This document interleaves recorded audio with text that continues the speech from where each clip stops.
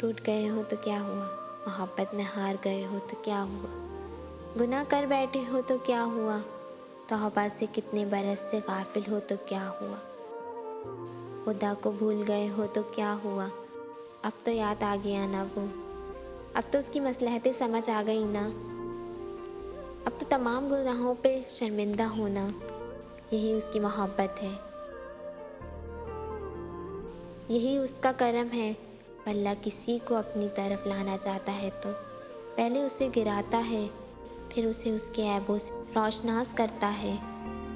اور توبہ کی توفیق تو تب تک نہیں ملتی جب تک اللہ نے معاف نہ کرنا ہو، صدیوں کے بعد ہو یا لمحوں کے بعد۔ جب بھی تمہیں خدا کا خیال آئے تو اس کی جانب بھاگ جاؤ، وہ بڑا غفور ہے، بڑا رحیم ہے، وہ غصہ نہیں ہوتا، وہ تو پیار کرتا ہے، محبت کرتا ہے، جس نے تمہیں پیدا کیا ہے وہی تمہارے اس ٹوٹے ہوئے وجود کو دوبارہ سے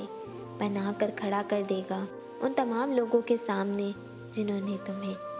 ریزہ ریزہ کر دیا تھا۔ پھر تم ناز کرو گے اپنے ٹوٹنے پر۔ اللہ کا کوئی بھی کام بے مقصد نہیں ہوتا، بے شک۔